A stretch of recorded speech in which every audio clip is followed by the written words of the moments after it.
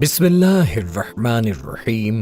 السلام علیکم دوستو، کہا جاتا ہے کہ جب سے اللہ تعالیٰ نے اس کائنات کو وجود بخشا ہے اس وقت سے لے کر آج تک اور شاید قیامت کی صبح تک کوئی ایسا واقعہ رونما نہ ہو کہ جس پر خود تاریخ کو بھی رونا آ گیا ہو، لیکن امام حسین رضی اللہ عنہ کی شہادت کا واقعہ ایسا دردناک اور اندوہناک واقعہ ہے کہ جس پر انسانوں کی سنگ دل تاریخ بھی ہچکیاں لے لے کر روتی رہی ہے۔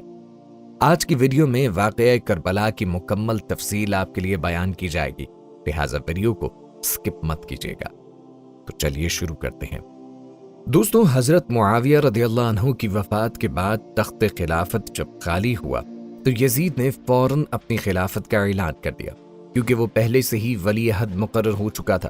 اسی لیے اس نے امام حسین رضی اللہ عنہ سے بھی اپنے ہاتھ پر بیعت کرنے کا مطالبہ کر دیا، لیکن امام حسین رضی اللہ عنہ نے کسی کی پرواہ کیے بغیر اس بات کا سرعام اعلان کر دیا کہ یزید خلافت کا اہل نہیں ہے، اسی لیے اسے خلیفۃ المسلمین نہیں بنایا جا سکتا۔ یزید کو جب اس بات کا علم ہوا تو اس نے والی مدینہ ولید بن عتبہ کو خط لکھا کہ وہ امام حسین رضی اللہ عنہ کو میری بیعت پر مجبور کرے اور ان کو اس معاملے میں مزید کسی قسم کی مہلت نہ دے۔ ولید کے پاس جب یہ خط پہنچا تو وہ فکر میں پڑ گیا کہ اس حکم کی تعمیل وہ کس طرح کرے۔ چنانچہ اس نے سابق والی مدینہ مروان بن حکم کو مشورے کے لیے بلایا۔ اس نے کہا کہ اگر امام حسین رضی اللہ عنہ یزید کے ہاتھ پر بیعت کر لیں تو ٹھیک، ورنہ ان کو یہیں پر قتل کر دیا جائے۔ نیز مروان نے امام حسین رضی اللہ عنہ کے سامنے ولید سے کہا کہ ابھی امام حسین رضی اللہ عنہ تمہارے ہاتھ میں ہے، اس لیے ان سے درگزر نہ کرو۔ اگر یہ تمہارے ہاتھ سے نکل گئے تو پھر دوبارہ کبھی تمہارے ہاتھ نہیں آئیں گے۔ لیکن ولید ایک عافیت پسند شخص تھا، اس نے مروان کی بات کی پرواہ کیے بغیر امام حسین رضی اللہ عنہ کے لیے راستہ کھول دیا اور وہ واپس چل پڑے۔ مروان نے ولید کو ملامت کی کہ تو نے موقع ضائع کر دیا، مگر ولید نے کہا، اللہ کی قسم میں امام حسین رضی اللہ عنہ کو قتل کرنے سے ڈرتا ہوں، کہیں ایسا نہ ہو کہ قیامت کے دن وہ اپنے خون کا مطالبہ مجھ سے کر دیں، اس لیے کہ امام حسین رضی اللہ عنہ کے خون کا مطالبہ جس کی گردن پر ہوگا وہ قیامت کے دن نجات نہیں پا سکے گا۔ چنانچہ امام حسین اپنے اہل و عیال کو لے کر مدینہ منورہ سے نکل کر مکہ مکرمہ کی طرف چل دیے اور وہیں جا کر پناہ گزین ہو گئے۔ کہتے ہیں کہ جب یزید کو ولید کے عفو درگزر کا علم ہوا تو اس نے انہیں مدینہ سے معزول کر دیا۔ دوسری جانب جب اہل کوفہ کو اس بات کا علم ہوا کہ امام حسین رضی اللہ عنہ نے یزید کی بیعت سے انکار کر دیا ہے تو کچھ حضرات سلیمان بن سرد خدائی کے مکان پہ جمع ہوئے اور امام حسین رضی اللہ عنہ کو خط لکھا کہ ہم بھی یزید کے ہاتھ پر بیعت کرنے کے لیے تیار نہیں ہیں، آپ فوراً کوفہ تشریف لے آئیں، ہم سب آپ کے ہاتھ پر بیعت کر لیں گے اور یزید کی طرف سے مقرر کیے ہوئے کوفہ کے امیر نعمان بن بشیر کو یہاں سے نکال دیں گے۔ اس کے 2 دن بعد ان لوگوں نے اسی مضمون کا ایک خط امام حسین کی طرف لکھا اور چند دوسرے خطوط بھی آپ کے پاس پہنچے جن میں یزید کی شکایات اور اس کے خلاف اپنی نصرت و تعاون اور آپ کے ہاتھ پر بیعت کرنے کا یقین دلایا گیا تھا۔ اس کے علاوہ چند وفود بھی آپ کی خدمت میں بھیجے جن سے متاثر ہو کر امام حسین رضی اللہ عنہ نے بڑی حکمت و دانش سے یہ کام لیا کہ بجائے خود جانے کے اپنے چچا زاد بھائی مسلم بن عقیل کو کوفہ روانہ کیا اور ان کے ہاتھ یہ خط لکھ کر اہل کوفہ کی طرف بھیجا کہ میں اپنی جگہ اپنے چچا زاد بھائی مسلم بن عقیل کو بھیج رہا ہوں تاکہ یہ وہاں کے حالات کا جائزہ لے کر مجھے ان کی اطلاع دے، اگر حالات درست ہوئے تو میں فوراً کوفہ پہنچ جاؤں گا۔ مسلم بن عقیل رضی اللہ عنہ نے جب چند دن کوفہ میں گزارے تو انہیں اندازہ ہوا کہ یہ لوگ واقعتاً یزید کی بیعت سے متنفر اور امام حسین کی بیعت کے لیے بے چین ہیں۔ چنانچہ انہوں نے چند ہی دنوں میں اہل کوفہ سے 18,000 مسلمانوں کی امام حسین رضی اللہ عنہ کے لیے بیعت کر لی اور حسب ہدایت امام حسین رضی اللہ عنہ کو کوفے آنے کی دعوت دے دی اور خط کے ذریعے آپ کو کوفے کے حالات سے آگاہ کیا۔ دوسری جانب جب لوگوں میں یہ خبر مشہور ہوئی کہ امام حسین نے کوفے جانے کا عزم کر لیا ہے تو بجز عبداللہ بن زبیر رضی اللہ عنہ کے اور کسی نے آپ کو کوفے جانے کا مشورہ نہیں دیا، بلکہ بہت سے حضرات آپ کی خدمت میں حاضر ہوئے اور آپ کو یہ مشورہ دیا کہ آپ کوفہ ہرگز نہ جائیں اور اہل عراق و اہل کوفہ کے وعدوں اور ان کی بیعتوں پر بھروسہ نہ کریں، کیونکہ وہاں جانے میں آپ کے لیے بہت بڑا خطرہ ہے۔ लेकिन इमाम हुसैन रदियल्लाहु अन्हु को कूफे की तरफ रवाना होने का मुकम्मल शरह सद्र हो चुका था। इसीलिए आप रदियल्लाहु अन्हु अपनी खुदादाद बसीरत और दूर अंदेशी के सबब मुर्खा 8 या 9 जुल्हज 60 हिजरी को मक्का मुकर्रमा से कूफा के लिए रवाना हो गए। कूफे में जब इब्ने ज़ियाद को आपकी आमद की इत्तला मिली तो उसने मुकाबले के लिए पेश की ही अपना एक सिपाही कादसिया की तरफ रवाना कर दिया। इमाम हुसैन जब मुकाम ज़ियाला पर पहुंचे तो आपको ये अलमनाक खबर पहुंची कि आपके रज़ाई और चचाजाद दोनों भाइयों को अहले कूफा ने कत्ल कर दिया है। अब आपने अपने तमाम साथियों को एक जगह जमा करके उनसे फरमाया कि अहले कूफा ने हमें धोखा दिया है और हमारे मुतबईन हमसे फिर गए हैं। इमाम हुसैन रदियल्लाहु अन्हु और उनके साथी अभी रास्ते में चल ही रहे थे कि दोपहर के वक्त दूर से कुछ चीजें हरकत करती नजर आईं। गौर करने पर मालूम हुआ कि घुड़सवार हैं। इसलिए इमाम हुसैन और आपके साथियों ने एक पहाड़ी के करीब पहुंचकर महाज जंग बना लिया। अभी ये हजरात महाज की तैयारी में मसरूफ ही थे कि 1000 घुड़सवारों की फौज हुर बिन यजीद की क़यादत में मुकाबले पे आ गई और इनसे मुकाबले के लिए आकर पड़ाव डाल दिया। हुर बिन यजीद को हसीन बिन नुमैर ने 1000 घोड़ों की फौज देकर कादसिया भेजा था। इसीलिए ये और इसका लश्कर इमाम हुसैन रदियल्लाहु अन्हु के मुकाबिल ठहर गए। इमाम हुसैन रदियल्लाहु अन्हु ने हुर बिन यजीद से फरमाया, तुम्हारा क्या इरादा है? हुर ने कहा, हमारा इरादा ये है कि हम आपको इब्ने ज़ियाद के पास पहुंचा दें। इमाम हुसैन रदियल्लाहु अन्हु ने फरमाया, मैं तुम्हारे साथ हरगिज नहीं जा सकता।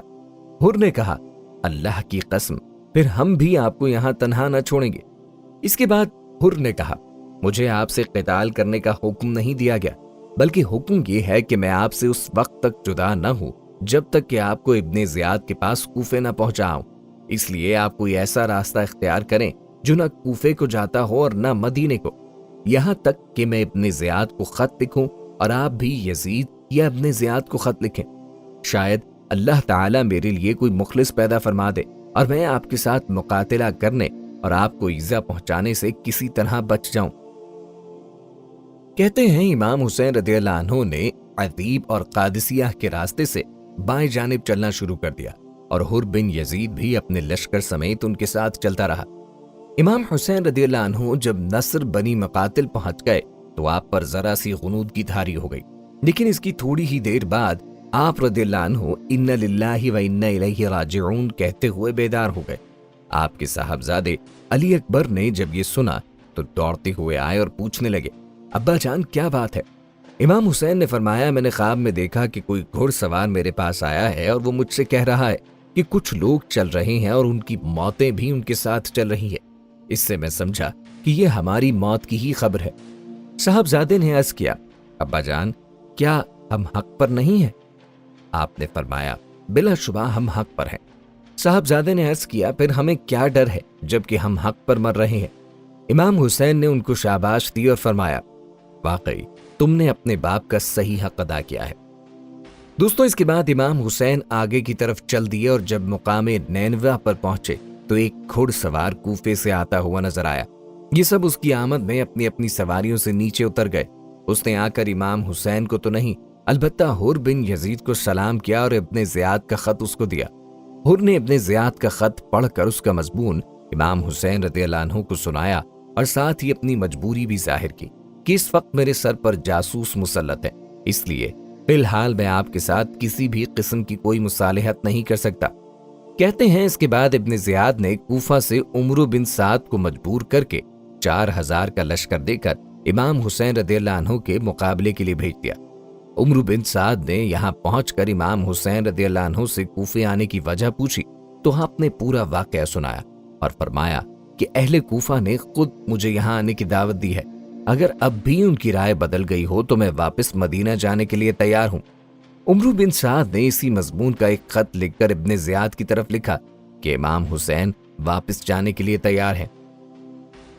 लेकिन इब्ने ज़ियाद ने जवाब में लिखा कि इमाम हुसैन के सामने सिर्फ ये एक शर्त रखो कि वो यजीद के हाथ पर बैअत कर लें। जब वो ऐसा कर लेंगे तो फिर हम गौर करेंगे कि उनके साथ क्या मुआमला किया जाए।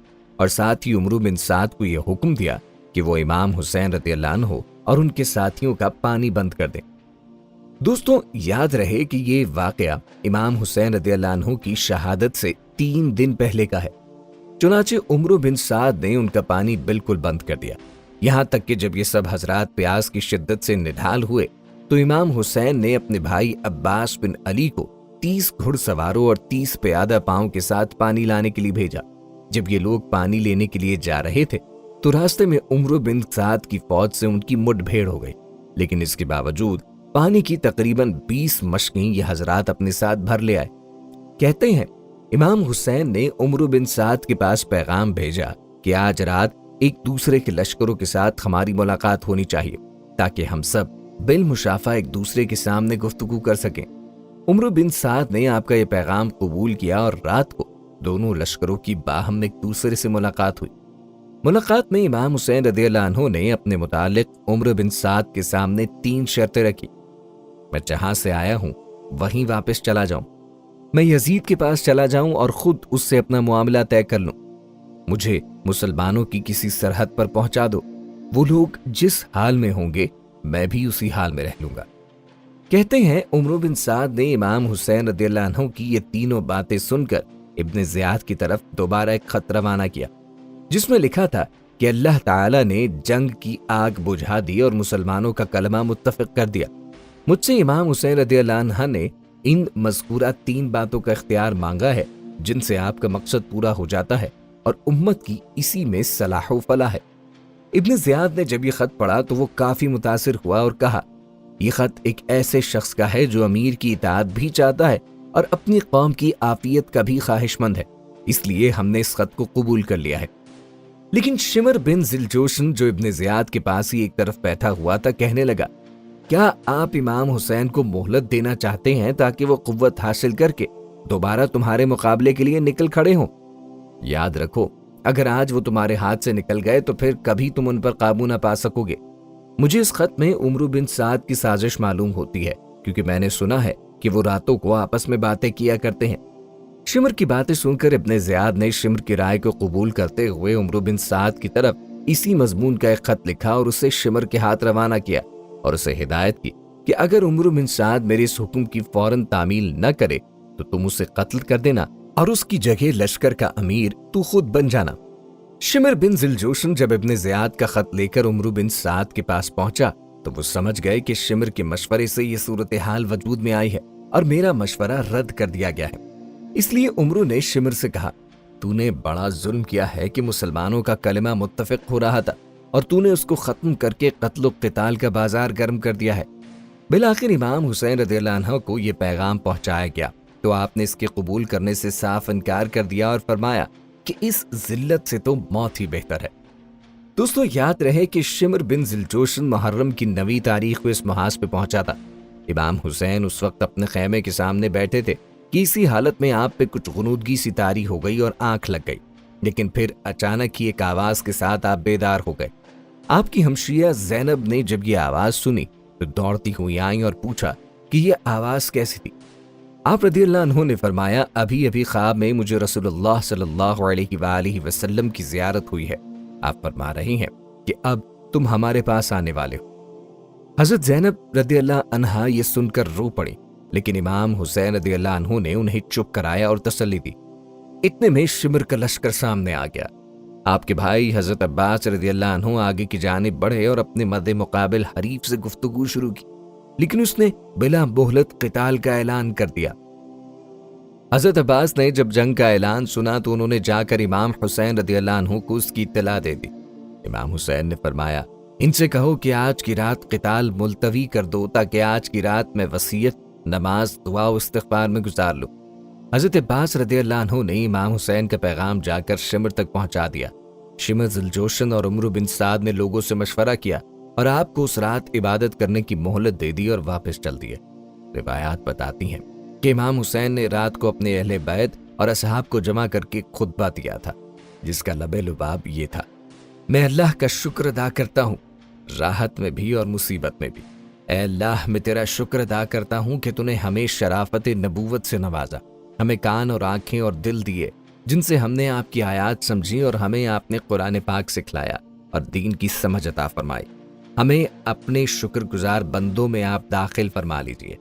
इसके बाद इरशाद फरमाया, میرے علم میں آج تک کسی شخص کے ساتھی ایسے وفا شعار اور نیکوکار نہیں جیسے میرے ساتھی ہیں، اور نہ ہی کسی کے اہل بیت میرے اہل بیت سے زیادہ ثابت قدم نظر آتے ہیں۔ آپ لوگوں کو اللہ تعالیٰ میری طرف سے بہت بہت جزائے خیر عطا فرمائے۔ میں سمجھتا ہوں کہ کل ہمارا آخری دن ہے۔ میں آپ سب کو خوشی سے اجازت دیتا ہوں کہ سب اس رات کی تاریکی میں متفرق ہو جاؤ اور جہاں پناہ ملے وہاں چلے جاؤ، اور میرے اہل بیت میں سے ایک ایک کا ہاتھ پکڑ لو اور مختلف علاقوں میں پھیل جاؤ، کیونکہ دشمن میرا طلبگار ہے۔ وہ مجھے پائے گا تو دوسروں کی طرف التفات نہ کرے گا۔ یہ تقریر سن کر آپ کے بھائی، آپ کی اولاد، آپ کے بھتیجے اور حضرت عبداللہ بن جعفر رضی اللہ عنہ کے صاحبزادے یکزباں ہو کر بولے، واللہ ہم ہرگز ایسا نہیں کریں گے، ہمیں اللہ تعالیٰ آپ کے بعد باقی نہ رکھے۔ اس کے بعد امام حسین رضی اللہ عنہ نے بنو عقیل کو مخاطب کر کے فرمایا، تمہارے ایک بزرگ مسلم بن عقیل شہید ہو چکے ہیں، تمہاری طرف سے وہی ایک کافی ہے، تم سب واپس چلے جاؤ، میں تمہیں خوشی سے اجازت دیتا ہوں۔ انہوں نے کہا کہ ہم لوگوں کو کیا منہ دکھائیں گے کہ اپنے بزرگوں اور بڑوں کی موت کے سامنے چھوڑ کر اپنی جان بچا لائے، بلکہ اللہ کی قسم ہم تو آپ پر اپنی جانیں اور اولاد و اموال سب کچھ نچاور کر دیں گے۔ کہا جاتا ہے کہ آپ رضی اللہ عنہ کی ہمشیرہ حضرت زینب رضی اللہ عنہا پہ قرار ہو کر رونے لگی تو آپ نے انہیں تسلی دی اور وصیت فرمائی کہ میری بہن، میں تمہیں اللہ کی قسم دیتا ہوں کہ میری شہادت پر نہ تم اپنے کپڑے پھاڑنا اور نہ ہی سینہ کو بھی کرنا، نیز چیخ اور چلا کر رونے سے بھی گریز کرنا۔ ساتھیوں، یہاں پر ان لوگوں کو سوچنے کی ضرورت ہے جو امام حسین رضی اللہ عنہ کی شہادت کا ماتم کرتے ہیں۔ شہید کربلا تو شہادت سے پہلے وصیت فرما رہے ہیں کہ یہ کام نہیں کرنے۔ کہتے ہیں ہمشیرہ کو یہ وصیت فرما کر امام حسین رضی اللہ عنہ باہر آ گئے اور اپنے اصحاب کو جمع کر کے تمام شب تہجد اور دعا و استغفار میں مشغول رہے۔ یہ عاشورہ کی رات تھی اور صبح عاشورہ یعنی 10 محرم کا دن تھا۔ دوستوں، کہتے ہیں کہ 10ویں محرم جمعہ یا ہفتہ کے دن فجر کی نماز سے فارغ ہوتے ہی عمرو بن سعد لشکر لے کر امام حسین کے سامنے آ گیا۔ یاد رہے اس وقت امام حسین رضی اللہ عنہ کے ساتھ کل 72 اصحاب تھے، جن میں سے 32 گھڑ سوار اور 40 پیادہ پا تھے۔ چنانچہ آپ نے 20 کے مقابلے کے لیے اپنے اصحاب کی صف بندی فرما لی۔ کہتے ہیں عمرو بن سعد نے اپنے لشکر کو 4 حصوں میں تقسیم کر کے ہر حصے کا ایک امیر بنا لیا تھا۔ ان میں سے ایک حصے کا امیر حر بن یزید تھا، جو سب سے پہلے 1000 کا لشکر لے کر امام حسین رضی اللہ عنہ کے مقابلے کے لیے بھیجا گیا تھا اور امام حسین رضی اللہ عنہ کے ساتھ ساتھ چل رہا تھا۔ اس کے دل میں اہل بیت اطہار کی محبت کا جذبہ بیدار ہو چکا تھا۔ وہ اس وقت اپنی سابقہ کارروائی پر نادم ہو کر امام حسین کے قریب ہوتے ہوتے یک بارگی گھوڑا دوڑا کر آپ کے لشکر میں آ ملا اور عرض کیا کہ میری ابتدائی غفلت اور آپ کو واپسی کے لیے راستہ نہ دینے کا نتیجہ اس صورت میں ظاہر ہوا جو ہم دیکھ رہے ہیں۔ واللہ مجھے یہ اندازہ نہ تھا کہ یہ لوگ آپ کے خلاف اس حد تک پہنچ جائیں گے اور آپ رضی اللہ عنہ کی کوئی بات نہ مانیں گے۔ اگر میں یہ جانتا تو ہرگز آپ کا راستہ نہ روکتا، اور اب میں آپ کے پاس توبہ تائب ہو کر آیا ہوں۔ اس لیے اب میری توبہ و سزا یہی ہے کہ میں بھی آپ کے ساتھ ہو کر ان کے خلاف لڑتا رہوں یہاں تک کہ جان دے دوں۔ کہا جاتا ہے کہ اس کے بعد امام حسین نے روسائے کوفہ کا نام لے لے کر پکارا، اے شیس بن ربعی، اے حجاز بن ابحر، اے قیس ابن اشعث، اے زید ابن حارث، کیا تم لوگوں نے کوفہ بلانے کے لیے مجھے خطوط نہیں لکھے تھے؟ لیکن یہ سب لوگ مکر گئے۔ امام حسین نے فرمایا، میرے پاس تمہارے خطوط موجود ہیں۔ اس کے بعد فرمایا، اے لوگوں، اگر تم میرا آنا پسند نہیں کرتے تو مجھے چھوڑ دو تاکہ میں کسی ایسی زمین میں چلا جاؤں جہاں مجھے امن ملے۔ قیس ابن اشعث نے کہا، آپ اپنے چچا زاد بھائی ابن زیاد کے حکم پر کیوں نہیں اتر آتے؟ وہ پھر آپ کا بھائی ہے، آپ کے ساتھ برا سلوک نہیں کرے گا۔ لیکن امام حسین نے فرمایا کہ مسلم بن عقیل کے قتل کے بعد بھی اگر تمہاری یہی رائے ہے تو اللہ کی قسم میں کبھی بھی اس کو قبول نہ کروں گا۔ یہ فرما کر آپ گھوڑے سے نیچے اتر آئے۔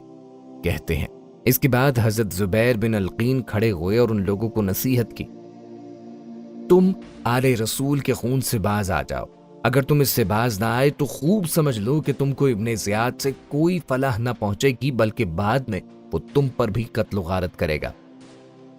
ان لوگوں نے زبیر بن القین رضی اللہ عنہ کو خوب برا بھلا کہا اور ابن زیاد کی خوب تعریف کی اور کہا، ہم تم سب کو قتل کر کے ابن زیاد کے پاس بھیجیں گے۔ کہتے ہیں جب گفتگو طویل ہونے لگی تو شمر ذوالجوشن نے اپنا پہلا تیر ان پر چلا دیا۔ اس کے بعد حر بن یزید جو توبہ طائب ہو کر امام حسین کے لشکر میں شامل ہو گئے تھے آگے بڑھے اور لوگوں کو مخاطب کر کے کہا، اے اہل کوفہ، تم ہلاک و برباد ہو جاؤ، کیا تم نے ان کو اس لیے بلایا تھا کہ جب یہ آ جائیں تو تم ان کو قتل کر دو؟ تم نے تو کہا تھا کہ ہم اپنا تن من دھن سبھی کچھ ان پہ قربان کر دیں گے، اور اب تم ہی ان کے قتل کے درپے ہو گئے ہو۔ ان کو تم نے قیدیوں کی مثل بنا رکھا ہے اور دریائے فرات کا جاری پانی ان پر بند کر دیا ہے، جسے یہودی، نصرانی اور مجوسی سبھی پیتے ہیں، اور علاقے کے خنزیر اس میں لوٹتے ہیں۔ امام حسین اور ان کے اہل بیت پیاس سے مرے جا رہے ہیں۔ اگر تم نے اپنی اس حرکت سے توبہ نہ کی اور اس سے باز نہ آئے تو یاد رکھنا، کل قیامت کے دن میدان حشر میں اللہ تبارک و تعالی تمہارا پانی بند کر دے گا۔ کہتے ہیں حر بن یزید کی باتیں سن کر ان پر بھی تیر پھینکے گئے۔ وہ واپس آ گئے اور امام حسین کے آگے کھڑے ہو گئے۔ اس کے بعد تیر اندازی کا سلسلہ شروع ہو گیا۔ پھر گھمسان کی جنگ ہوئی، فریق مخالف کے بھی کافی آدمی مارے گئے۔ امام حسین رضی اللہ عنہ کے بعض رفقا بھی شہید ہوئے۔ حر بن یزید نے امام حسین رضی اللہ عنہ کے ساتھ ہو کر شدید قتال کیا اور بہت سے دشمنوں کو قتل کیا۔ اس کے بعد شمر نے چاروں طرف سے امام حسین اور ان کے رفقا پہ حملہ بول دیا، جس کا امام حسین اور ان کے رفقا نے بڑی بہادری کے ساتھ مقابلہ کیا۔ وہ کوفہ کے لشکر پر جس طرف سے حملہ کرتے میدان صاف ہو جاتا۔ ادھر دوسری طرف عمرو بن سعد نے جو کمک اور تازہ دم 500 گھڑ سوار بھیجے، وہ مقابلے پر آ کر ڈٹ گئے، لیکن امام حسین کے رفقا نے بھی ان کا نہایت جرت اور بہادری کے ساتھ مقابلہ کیا اور گھوڑے چھوڑ کر میدان میں پیادہ پا گئے۔ کہتے ہیں اس وقت بھی حر بن یزید نے دشمنوں سے سخت قتال کیا، لیکن اب دشمنوں نے خیموں میں آگ لگانا شروع کر دی تھی۔ اس گھمسان کی لڑائی کے نتیجے میں امام حسین کے اکثر و بیشتر ساتھی شہید ہو چکے تھے اور دشمن کے دستے آپ کے قریب پہنچ چکے تھے۔ روایت بتاتی ہیں کہ حضرت ابو شمامہ سعیدی رضی اللہ عنہ نے امام حسین رضی اللہ عنہ سے عرض کی کہ میری جان آپ پر قربان ہو، میں چاہتا ہوں کہ آپ کے سامنے قتل کیا جاؤں، لیکن دل یہ چاہتا ہے کہ ظہر کی نماز کا وقت ہو چکا ہے، نماز ادا کر کے اپنے پروردگار کے پاس جاؤں۔ امام حسین نے بآواز بلند اعلان کیا، جنگ ملتوی کر دی جائے تاکہ ظہر کی نماز ہم ادا کر لیں۔ گھمسان کی جنگ میں نماز ظہر کے اعلان کی طرف کون کان لگاتا؟ طرفین کی طرف سے شدید قتل و قتال برابر جاری رہا، یہاں تک کہ ابو شمامہ سعیدی رضی اللہ عنہ نماز کی حسرت دل ہی میں لیے شہید ہو گئے۔ لیکن امام حسین نے اپنے چند اصحاب کے ساتھ نماز ظہر صلاۃ الخوف کے مطابق ادا فرمائی۔ نماز ادا کر لینے کے بعد امام حسین نے پھر قتال شروع کر دیا۔ اب یہ لوگ آپ تک پہنچ چکے تھے۔ حنفی آپ کے سامنے آن کھڑے ہوئے اور سب تیر اپنے بدن پر کھاتے رہے، یہاں تک کہ زخموں سے چور ہو کر گر گئے۔ زبیر بن القین نے آپ کی مدافعت میں سخت قتال کیا، یہاں تک کہ وہ بھی شہید ہو گئے۔ اس وقت امام حسین رضی اللہ عنہ کے پاس بجز اپنے چند گنے چنے رفقا کے اور کوئی نہ رہا تھا، اور بچے کچے رفقا بھی خوب اچھی طرح سمجھ گئے کہ اب نہ امام حسین رضی اللہ عنہ کی ہم جان بچا سکتے ہیں اور نہ اپنی جان۔ اس لیے ہر شخص کی یہ خواہش ہوئی کہ میں امام حسین کے سامنے سب سے پہلے شہید کیا جاؤں۔ اس لیے ہر شخص نہایت شجاعت و بہادری کے ساتھ دشمن کا مقابلہ کرتا رہا۔ اسی اثنا میں امام حسین رضی اللہ عنہ کے بڑے صاحبزادے علی اکبر شیر پڑھتے ہوئے دشمن کی طرف بڑھے۔ اشعار کا ترجمہ یہ ہے: میں حسین بن علی کا بیٹا ہوں، رب کعبہ کی قسم ہم اللہ کے رسول کے بہت قریب ہیں۔ اتنے میں مراح بن منقذ آگے بڑھا اور ان کو نیزہ مار کے زمین پہ گرا دیا۔ پھر کچھ اور بدبخت آگے بڑھے اور لاش مبارک کے ٹکڑے ٹکڑے کر دیے۔ امام حسین رضی اللہ عنہ لاش کے قریب تشریف لائے اور فرمایا: اللہ تعالیٰ اس قوم کو برباد کرے جس نے تجھ کو قتل کیا۔ یہ لوگ اللہ تعالیٰ کے معاملے میں کیسے بے وقوف ہیں، تیرے بعد اب زندگی پر خاک ہیں۔ پھر ان کی لاش اٹھا کر خیمے کے پاس لائی گئی۔ عمرو بن سعد نے حضرت حسن کے بیٹے قاسم بن حسن کے سر پہ تلوار ماری، جس سے وہ زمین پہ گر پڑے اور ان کے منہ سے نکلا: اے میرے چچا حسین۔ امام حسین رضی اللہ عنہ نے بھاگ کر ان کو سنبھالا اور عمرو بن سعد پر تلوار سے جوابی وار کیا، جس سے کوہنی سے آگے اس کا ہاتھ کٹ گیا۔ امام حسین بھتیجے کی لاش اپنے کندھے پر اٹھا کر لائے اور اپنے بیٹے اور دوسرے اہل بیت کی لاشوں کے قریب لا کے رکھ دی۔ پیارے دوستو، اب امام حسین رضی اللہ عنہ تقریباً تنہا اور بے یار و مددگار رہ گئے۔ لیکن آپ کی طرف پڑھنے کی کسی کی ہمت نہیں ہو رہی تھی۔ کافی دیر تک یہی کیفیت رہی کہ جو شخص بھی آپ کی طرف پڑھتا فوراً واپس لوٹ جاتا، اس لیے کہ کوئی بھی آپ کے قتل کا گناہ اپنے سر نہیں لینا چاہتا تھا۔ یہاں تک کہ قبیلہ کندہ کا ایک شقی القلب شخص مالک بن نصیر آگے بڑھا اور اس نے امام حسین رضی اللہ عنہ کے سر مبارک پہ حملہ کیا، جس سے آپ شدید زخمی ہو گئے۔ اس وقت آپ نے اپنے چھوٹے صاحبزادے عبداللہ بن حسین کو اپنے پاس بلایا اور ابھی اپنی گود میں بٹھایا ہی تھا کہ بنو اسد کے ایک بد نصیب شخص نے ان پہ ایک تیر چلایا، جس سے وہ بھی شہید ہو گئے۔ امام حسین رضی اللہ عنہ نے اپنے معصوم بچے کا خون دونوں ہاتھوں میں لے کے زمین پر بکھیر دیا اور اللہ تعالیٰ سے یوں دعا کی، اے اللہ تو ہی ان بدبخت اور ظالموں سے ہمارا انتقام لینا۔ کہتے ہیں کہ اب امام حسین رضی اللہ عنہ پیاس کی حد کو پہنچ چکے تھے۔ آپ پانی پینے کے لیے دریائے فرات کے قریب تشریف لے گئے، مگر حسین بن نمیر ایک ظالم شخص نے آپ کی طرف ایک تیر پھینکا جو آپ کے منہ پر جا کر لگا، جس سے آپ کے دہنے مبارک سے خون پھوٹنے لگا۔ اس کے بعد شمر ذوالجوشن 10 آدمی اپنے ساتھ لے کر امام حسین کی طرف آگے بڑھا۔ آپ اس وقت پیاس کی شدت سے نڈھال اور زخموں سے چور ہو چکے تھے، لیکن اس کے باوجود ان کا دلیرانہ مقابلہ کرتے رہے، اور جس طرف سے آپ آگے بڑھتے یہ سب کے سب وہاں سے بھاگتے نظر آتے۔ شمر نے جب یہ دیکھا کہ امام حسین رضی اللہ عنہ کو قتل کرنے میں ہر شخص لیت و لعل سے کام کر رہا ہے تو اس نے آواز لگائی کہ سب یک بارگی ان پہ حملہ کر دو۔ اس پر بہت سے بد نصیب آگے بڑھے اور نیزوں اور تلواروں سے یک بارگی امام حسین رضی اللہ عنہ پر حملہ کر دیا، اور اس طرح ان ظالموں کا دلیرانہ مقابلہ کرتے کرتے بالآخر امام حسین رضی اللہ عنہ نے جام شہادت نوش فرما لیا۔ ان للہ و انا الیہ راجعون۔ کہتے ہیں شمر بن ذوالجوشن نے خالہ بن یزید سے کہا کہ ان کا سر بدن سے جدا کر دو، مگر آگے بڑھتے ہی اس کے ہاتھ کانپ کر رہ گئے۔ پھر ایک اور بدبخت سنان بن انس آگے بڑھا اور اس نے یہ کارنامہ سے انجام دیا۔ بعد میں جب آپ کی لاش کو دیکھا گیا تو آپ کے بدن مبارک پر 33 زخم نیزوں کے، 34 زخم تلواروں کے اور متعدد زخم تیروں کے تھے۔ پیارے دوستو، روایات بتاتی ہیں کہ امام حسین رضی اللہ عنہ اور عام اہل بیت کے قتل سے فارغ ہو کر یہ ظالم اور بدبخت قسم کے لوگ آپ کے چھوٹے صاحبزادے علی اصغر کی طرف متوجہ ہوئے۔ شمر نے ان کو بھی قتل کرنا چاہا، مگر حمید بن مسلم نے کہا، سبحان اللہ، تم بچے کو قتل کرتے ہو حالانکہ وہ بیمار بھی ہے۔ شمر نے چھوڑ دیا۔ عمر بن سعد آگے بڑھا اور اس نے کہا کہ ان عورتوں کے خیموں کے پاس کوئی نہ جائے اور اس بیمار بچے کے در پہ کوئی نہ ہو۔ کہا جاتا ہے کہ ابن زیاد شقی کی طرف سے عمر بن سعد کو حکم تھا کہ قتل کے بعد امام حسین رضی اللہ عنہ کی لاش کو گھوڑوں کے ٹاپوں سے روندا جائے۔ اب اس کا وقت آیا۔ اس نے پکار کر کہا، اس کام کے لیے کون تیار ہے؟ 10 آدمی تیار ہوئے اور گھوڑے دوڑا کر جسم مبارک کو روندا گیا۔ کہتے ہیں جب جنگ کے خاتمے پر مقتولین اور شہداء کی تعداد شمار کی گئی تو امام حسین رضی اللہ عنہ کے اصحاب میں 72 حضرات شہید ہوئے اور عمر بن سعد کے لشکر کے 88 سپاہی مارے گئے۔ اور تاریخ بتاتی ہے کہ امام حسین رضی اللہ عنہ اور ان کے رفقا کو اہل غادریہ نے ایک روز بعد دفن کر دیا تھا۔ دوستو، روایات میں آتا ہے کہ خولہ بن یزید اور حمید بن مسلم حضرات اہل بیت کے سروں کو لے کر کوفہ روانہ ہوئے اور ابن زیاد کے سامنے پیش کیا۔ ابن زیاد نے لوگوں کو جمع کر کے سب سروں کو سامنے رکھا اور ایک چھڑی سے امام حسین رضی اللہ عنہ کے دہن مبارک کو چھونے لگا۔ حضرت زید بن ارقم سے رہا نہ گیا، وہ فوراً چلا اٹھے اور بولے، او بدبخت، ان مبارک ہونٹوں سے اپنی چھڑی ہٹا، قسم ہے اس ذات کی جس کے سوا کوئی معبود نہیں، میں نے رسول اللہ صلی اللہ علیہ وآلہ وسلم کو ان ہونٹوں کا بوسہ لیتے دیکھا ہے۔ یہ کہہ کر زار و قطار رونے لگے۔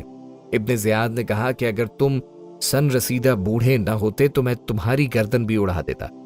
حضرت زید بن ارقم رضی اللہ عنہ یہ کہتے ہوئے مجلس سے اٹھ کر باہر آ گئے، اے عرب کی قوم، آج کے بعد تم غلام ہو، کیونکہ آج تم نے سیدۃ النساء حضرت فاطمہ الزہرا رضی اللہ عنہا کے لخت جگر کو قتل کیا ہے اور مرجانہ کے بیٹے ابن زیاد کو اپنا امیر بنا لیا ہے۔ وہ تمہارے اچھے لوگوں کو قتل کرے گا اور شریر لوگوں کو اپنا غلام بنائے گا۔ تمہیں کیا ہوا کہ تم اس ذلت پہ راضی ہو گئے؟ پیارے دوستو، اہل کوفہ نے امام حسین رضی اللہ عنہ کو شہید کرنے کے بعد بھی جو کارنامے کیے وہ انتہائی شرمناک ہے۔ نواسہ رسول صلی اللہ علیہ وآلہ وسلم کی سر مبارک کو گلی گلی گھمایا اور اہل بیت کو اپنی قید میں رکھا۔ کہتے ہیں عمرو بن سعد 2 روز کے بعد بقیہ اہل بیت امام حسین رضی اللہ عنہ کی بیٹیوں، بہنوں اور بچوں کو ساتھ لے کر کوفے کے لیے نکلا ہی تھا کہ انہیں امام حسین رضی اللہ عنہ اور ان کے اصحاب کی لاشیں پڑی ہوئی نظر آئیں۔ عورتوں اور بچوں نے جب یہ منظر دیکھا تو کوہرام مچ گیا، وہ آسمان و زمین رونے لگ گئے۔ عمرو بن سعد نے جب اہل بیت کو ابن زیاد کے سامنے پیش کیا تو اس وقت امام حسین رضی اللہ عنہ کی ہمشیرہ حضرت زینب رضی اللہ عنہا نے بہت میلے اور خراب کپڑے پہن رکھے تھے اور ان کی باندیاں ان کے ارد گرد تھیں۔ وہ ایک طرف جا کر خاموش ہو کر بیٹھ گئیں۔ ابن زیاد نے پوچھا، یہ ایک طرف جا کر علیحدہ بیٹھنے والی کون ہے؟ حضرت زینب رضی اللہ عنہا نے کوئی جواب نہ دیا۔ ابن زیاد نے 3 مرتبہ اسی طرح دریافت کیا مگر حضرت زینب رضی اللہ عنہا اسی طرح خاموش رہیں۔ جب کسی باندی نے کہا کہ یہ زینب بنت فاطمہ ہے تو ابن زیاد بولا، شکر ہے اللہ کا جس نے تمہیں رسوا کیا اور قتل کیا اور تمہاری بات کو جھوٹا کیا۔ اس پر حضرت زینب رضی اللہ عنہا کڑکدار لہجے میں بولی، شکر ہے اس اللہ کا جس نے ہمیں محمد مصطفیٰ صلی اللہ علیہ وآلہ وسلم کے نسب سے شرف بخشا اور قرآن مجید میں ہمارے پاک ہونے کو بیان کیا۔ رسوا وہ ہوتا ہے جو اللہ تعالیٰ کی نافرمانی کرے۔ یہ سن کر ابن زیاد غصے سے بھڑک اٹھا اور کہنے لگا کہ اللہ تعالیٰ نے مجھے تمہارے غیظ سے شفا دی اور تمہارے سرکش کو ہلاک کیا۔ حضرت زینب رضی اللہ عنہا کا دل بھر آیا، وہ اپنے آپ کو سنبھال نہ سکیں، اسی لیے بے اختیار رونے لگی اور فرمانے لگی، اگر یہی تیری شفا ہے تو اسی کو اپنی شفا سمجھے رکھ۔ اس کے بعد ابن زیاد علی اصغر کی طرف متوجہ ہوا اور آپ کا نام پوچھا۔ علی اصغر نے بتایا کہ میرا نام علی ہے۔ ابن زیاد نے کہا، علی تو قتل کر دیا گیا ہے، لیکن علی اصغر رضی اللہ عنہ نے بتایا کہ وہ میرے بڑے بھائی تھے، ان کا نام بھی علی تھا، یعنی علی اکبر۔ ابن زیاد نے جب علی اصغر کو بھی قتل کرنے کا ارادہ کیا تو علی اصغر نے کہا، میرے بعد ان عورتوں کا کفیل کون ہوگا؟ ادھر حضرت زینب رضی اللہ عنہا جو ان کی پھوپھی تھیں ان کو لپٹ گئیں اور کہنے لگی، اے ابن زیاد، کیا ابھی تک ہمارے خون سے تیری پیاس نہیں بجھی؟ میں تجھے اللہ کی قسم دیتی ہوں کہ اگر تو ان کو قتل کرنا چاہتا ہے تو پھر ان کے ساتھ ہم سب کو بھی قتل کر دے۔ علی اصغر رضی اللہ عنہ نے کہا، اے ابن زیاد، اگر تیرے اور ان عورتوں کے درمیان کوئی قرابت ہے تو ان کے ساتھ کسی متقی، پرہیزگار اور صالح مسلمان شخص کو بھیجنا جو اسلامی تعلیمات کے مطابق ان کی رفاقت کرے۔ یہ سن کر ابن زیاد نے کہا، اچھا، اس لڑکے کو چھوڑ دو کہ خود ان عورتوں کے ساتھ جائے۔ کہتے ہیں اس کے بعد ابن زیاد نے جامع مسجد میں شہر والوں کو جمع کیا، نماز پڑھائی اور اس کے بعد ایک خطبہ دیا جس میں کہا کہ تعریف اس اللہ کے لیے ہے کہ جس نے حق کو ظاہر کیا، حق والوں کو فتح یاب کیا، امیر المومنین یزید بن معاویہ اور ان کی جماعت کو غالب کیا اور کذاب حسین بن علی اور اس کے ساتھیوں کو ہلاک کر ڈالا۔ کہا جاتا ہے کہ اس وقت مجمع میں مشہور صحابی حضرت عبداللہ بن عفیف ازدی رضی اللہ عنہ بھی موجود تھے جو جنگ جمل و صفین میں حضرت علی المرتضی رضی اللہ عنہ کی طرف سے شریک ہو کر اپنی دونوں آنکھیں کھو چکے تھے۔ ہمہ وقت مسجد میں پڑے رہتے اٹھ کھڑے ہوئے اور چلا کر کہا، اللہ کی قسم، اے ابن زیاد، کذاب ابن کذاب تو ہے، نہ کہ حسین بن علی۔ تم لوگ انبیاء علیہ السلام کی اولاد کو قتل کرتے ہو اور صدیقین کی سی باتیں بناتے ہو۔ کہتے ہیں حق کی بات سن کر ابن زیاد نے ان کو گرفتار کرنا چاہا، لیکن ان کے قبیلے کے لوگ چھڑانے کے لیے کھڑے ہو گئے، اس لیے ان کو چھوڑ دیا گیا۔ پیارے دوستوں، ابن زیاد کی شقافت نے اسی پر بس نہیں کیا بلکہ حکم دیا کہ امام حسین رضی اللہ عنہ کے سر کو ایک لکڑی پر رکھ کر کوفہ کے بازاروں اور گلی کوچوں میں سر عام گھمایا جائے تاکہ سب لوگ دیکھ سکیں۔ چنانچہ یہ سب کچھ بھی ہوا اور پھر اس کے بعد ابن زیاد نے امام حسین رضی اللہ عنہ اور آپ کے دیگر اصحاب کے سروں کو یزید کے پاس ملک شام بھیج دیا اور ان کے ساتھ اہل بیت کی عورتوں اور بچوں کو بھی قیدی بنا کر روانہ کر دیا۔ جب یہ لوگ ملک شام پہنچے تو انعام کے شوق میں حر بن قیس جو ان کو لے کر گیا تھا فوراً یزید کے پاس پہنچا۔ یزید نے پوچھا، کیا خبر ہے؟ حر بن قیس نے میدان کربلا کے معرکے کی ساری تفصیل بتائی اور آخر میں کہنے لگا، امیر المومنین کو بشارت ہو کہ مکمل فتح حاصل ہوئی ہے، اہل بیت سارے کے سارے مارے گئے اور ان کی ساری عورتیں اور بچے قیدی بن کر حاضر ہوئے ہیں۔ کہتے ہیں یزید پلید نے جب یہ سنا تو اس کی آنکھوں سے آنسو بہنے لگے اور وہ حر بن قیس سے کہنے لگا، میں فقط تم سے اتنی ہی اطاعت چاہتا تھا کہ اہل بیت کو قتل کیے بغیر صرف گرفتار کر لیتے۔ اللہ تعالیٰ ابن زیاد پر لعنت کرے کہ اس نے ان عورتوں اور بچوں کے مردوں کو قتل کروا دیا۔ اللہ کی قسم اگر میں وہاں ہوتا تو انہیں معاف کر دیتا۔ اللہ تعالیٰ امام حسین رضی اللہ عنہ پر رحم فرمائے۔ یہ کہا اور حر بن قیس کو کوئی انعام نہ دیا۔ کہتے ہیں امام حسین رضی اللہ عنہ کا سر مبارک جب یزید کے سامنے رکھا گیا تو اس وقت اس کے بھی ہاتھ میں ایک چھڑی تھی۔ وہ اسے امام حسین رضی اللہ عنہ کے موتیوں جیسے دانتوں پر لگا کر حسین بن حمام کے اشعار پڑھ رہا تھا، جن کا ترجمہ یہ ہے، جب ہماری قوم نے ہمارے ساتھ انصاف نہ کیا تو پھر ہماری خونچکا تلواروں نے خود ہی انصاف کیا، جنہوں نے ایسے مردوں کے سر پھاڑ دیے جو ہم پر سخت تھے اور تعلقات قطع کرنے والے ظالم تھے۔ اتفاقاً وہاں ابو برزہ اسلمی رضی اللہ عنہ بھی موجود تھے۔ انہوں نے جب یہ دیکھا تو فرمانے لگے، اے یزید، تو اپنی چھڑی امام حسین رضی اللہ عنہ کے دانتوں پر لگاتا ہے، حالانکہ میں نے رسول اللہ صلی اللہ علیہ وآلہ وسلم کو ان ہونٹوں کا بوسہ لیتے ہوئے دیکھا ہے۔ اے یزید، قیامت کے دن جب تو آئے گا تو تیری شفاعت ابن زیاد ہی کرے گا، اور امام حسین رضی اللہ عنہ آئیں گے تو ان کی شفاعت نبی کریم صلی اللہ علیہ وآلہ وسلم کریں گے۔ یہ کہہ کر حضرت ابو برزہ اسلمی رضی اللہ عنہ مجلس سے نکل گئے۔ روایات بتاتی ہیں کہ جب یزید کی بیوی ہند بنت عبداللہ نے خبر سنی کہ امام حسین رضی اللہ عنہ شہید کر دیے گئے اور ان کا سر یزید کے دربار میں لایا گیا ہے، تو کپڑا اوڑھ کر باہر نکل آئی اور کہنے لگی، اے امیر المومنین، کیا رسول اللہ صلی اللہ علیہ وآلہ وسلم کے لخت جگر کے ساتھ یہ معاملہ کیا گیا ہے؟ اس نے کہا، ہاں، اللہ تعالیٰ ابن زیاد کو ہلاک کرے، اس نے قتل کرنے میں بڑی جلد بازی کا مظاہرہ کیا۔ ہند بنت عبداللہ یہ سن کر بے اختیار رو پڑی۔ اس کے بعد اہل بیت کی قیدی عورتیں اور بچے یزید کے سامنے لائے گئے اور سر مبارک مجلس میں رکھا ہوا تھا۔ امام حسین رضی اللہ عنہ کی دونوں شہزادیاں فاطمہ اور سکینہ پنجوں کے بل کھڑے ہو کر اپنے والد کا سر مبارک دیکھنا چاہتی تھیں، جبکہ یزید ان کے سامنے کھڑا ہو کر چاہتا تھا کہ وہ یہ سر نہ دیکھ سکیں۔ لیکن جب ان کی نظر اپنے والد کے سر مبارک پہ پڑ ہی گئیں تو وہ بے ساختہ رو پڑی، حتیٰ کہ ان کی رونے کی آواز سن کر یزید کے گھر کی عورتیں بھی چلا اٹھیں اور یزید کے محل میں ایک ماتم کا سما بند کیا۔ یزید کے دربار میں اہل بیت اور یزید کی گفتگو بھی ہوئی، جسے ویڈیو کی طوالت کے پیش نظر شامل نہیں کیا گیا۔ البتہ یزید کی زود و پشیمانی اور اہل بیت کی مدینہ رخصتی کا ذکر کرتے ہیں، کیونکہ اس کا تذکرہ زیادہ ضروری ہے۔